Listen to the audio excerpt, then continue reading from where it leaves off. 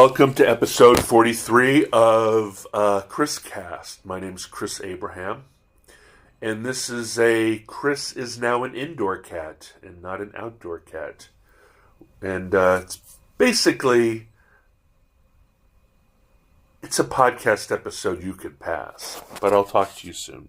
It's about me instead of the world. You and me against the world.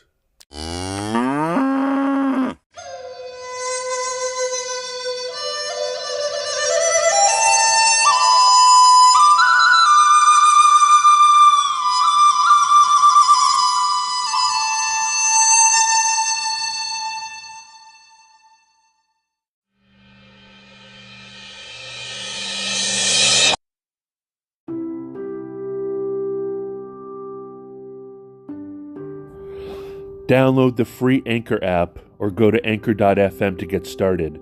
It's where I started my podcast. It's where I edited my podcast. It's where I put sound design into my podcast. And it's where I monetize my podcast. And it's from where I share my podcast to every single other podcast platform. It's the place that I decided is the easiest and best place for me to podcast. Thank you. Check it out.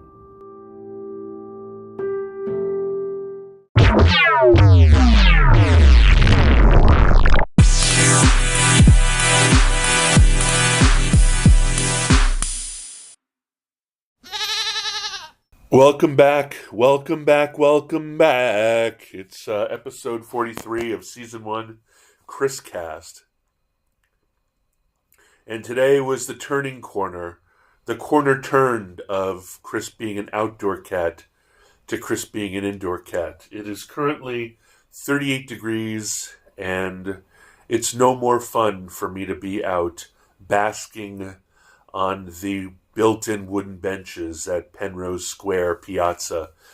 And so I am going to take it indoors, which means if I don't implement my treadmill desk into my workday, I will be even more sedentary.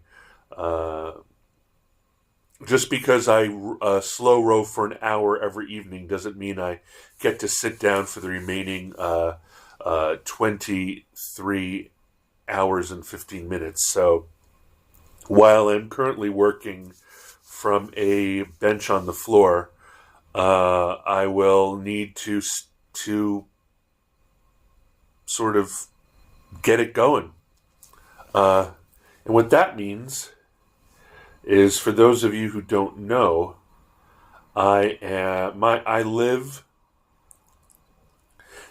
and sleep and everything in an efficiency apartment that is basically more gym than apartment. There is a indoor rower from Concept 2, an super old Model C. There is a Lifespan treadmill desk DT-5. There is a Kaiser M3 spin bike, old one. There are any number of cast iron kettlebells.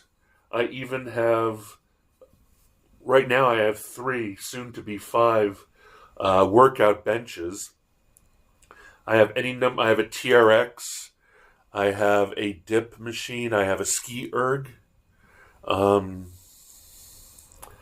have a sandbag. And I have a floor mat. I have a Bosu ball, and I have a Swiss ball, or Swedish ball, or whatever. Swiss ball, because otherwise it'd be a Swedish meatball. I think that, and a pull-up bar. So with all those things, I pretty much live in a gym instead of an apartment. So as I transition to being an indoor cat, I have to implement those into my workday because I won't be tramping outside. So I need to remind myself that, and I have a reminder that's going to come up in 1 minute that you might hear. Let's see what it says.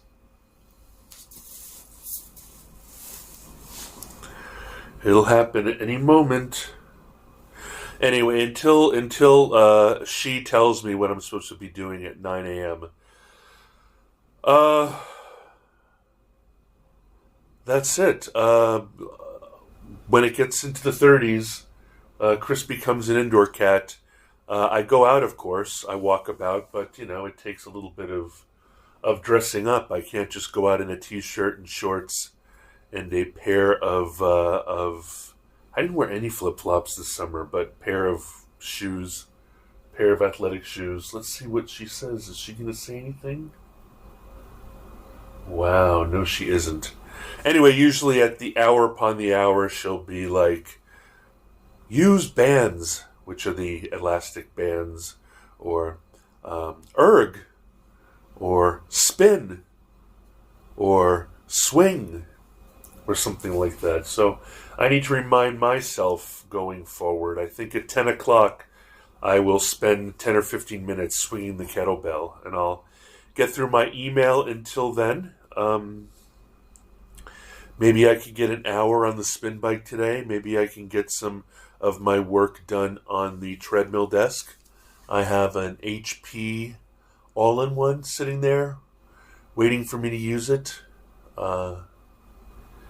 And there you have it. Let's come back and talk a little bit more after the break.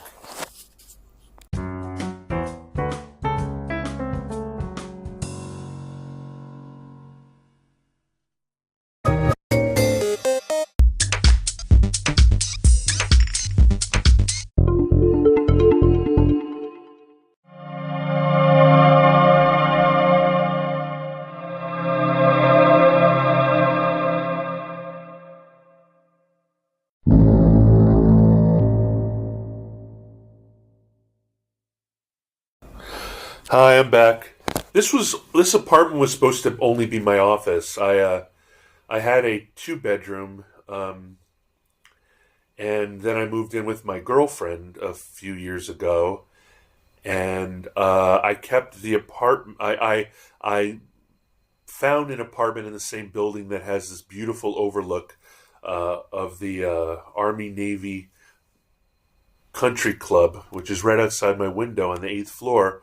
And I got this little efficiency, this little studio apartment for my office. That's why it's set up like a gym with a giant treadmill desk. There was a very expensive and beautiful bespoke couch in here, but the couch finally got crushed under my weight, and I had it removed by 2 burly men for $100, and replaced it with not a bed, but to take it.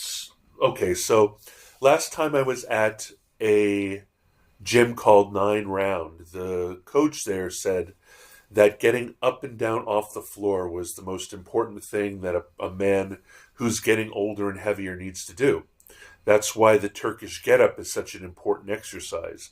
As you get older, it's more and more challenging, and you need to do it less and less, unless you're a parent, getting up and down off the floor, from like lying on the floor to being completely upright in a stand. Most people, as they get older, end up sitting down on couches and chairs and really don't need to play the I need to get up off of here game. So instead of buying a bed for my little efficiency, I bought a legit Japanese tatami mat, but by tatami mat I don't mean the woven mat underneath a futon. I mean a futon, but I don't mean the kind of futon that you got in college. I don't mean like blocks of foam wrapped in cheap, stretchy cloth. I mean the kind of Japanese mat that needs to be hung out to air out and is made of 100% cotton bunting? Bunting? Is that the word? Alexa, what is cotton bunting? Here's something I found on the web. According to reference.com, other fabrics used in baby bunting are cotton fabrics or any soft fabric that can provide both warmth and comfort. Alexa, What is a Japanese futon made of? Here's something I found on the web. According to Dinggarden.com, traditionally, a Japanese futon is laid out on a tatami mat made of straw instead of housed in a frame.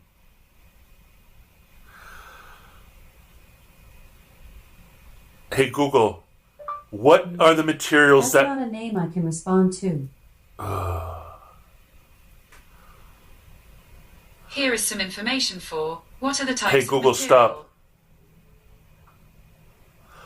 Alexa, what materials is a traditional Japanese futon made of?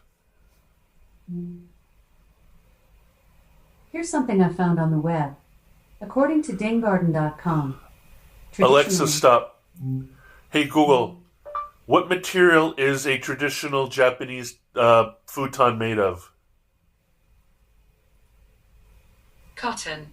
On the website thesleepjudge.com, they say, Shiki futons are almost always exclusively made of cotton both in its cover and fill. The casing is usually a zippered cover made of woven cotton or cotton duck weave. That's what I sleep on. And man, did it take me a while to get used to it. I was unhappy for months. And now I've adapted and I sleep like a baby on this this cotton, enclosed in cotton thing on the floor, which means potential dating life is really, the only person I'd be able to date is a 19-year-old girl because she's the only person that would remotely put up with this.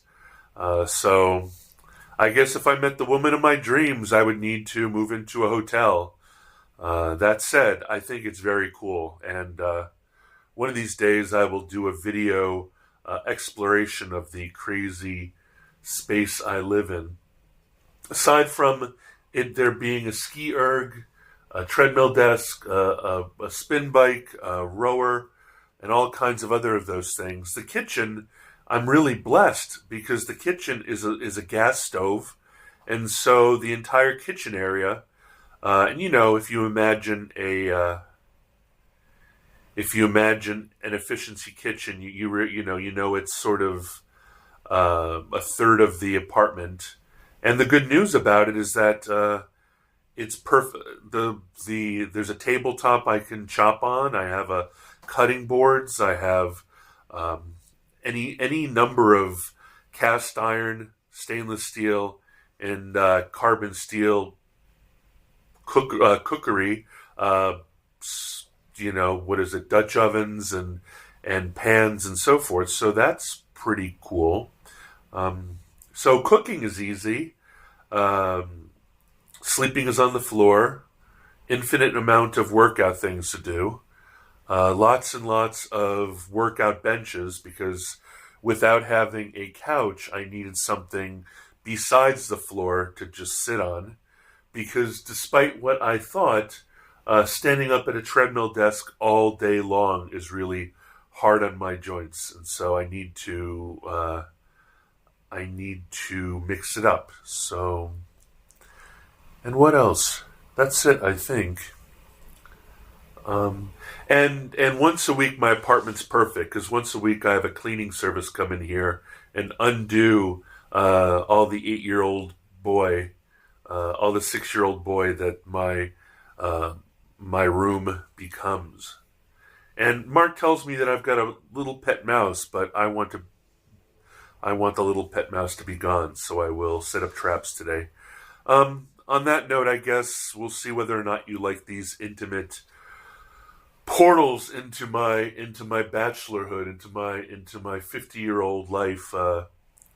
Me and my collection of various and sundry gym quality equipment. Remind me in 52 minutes that I have to swing kettlebells, and I hope you're well. We'll come back for the closing decline. Bye-bye.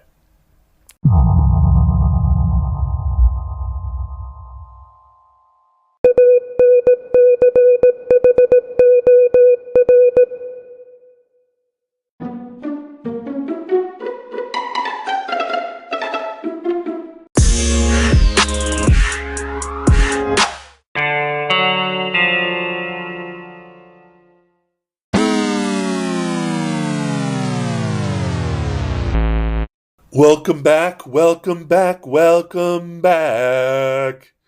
This is Chris Cast, episode 43, season 1, home edition.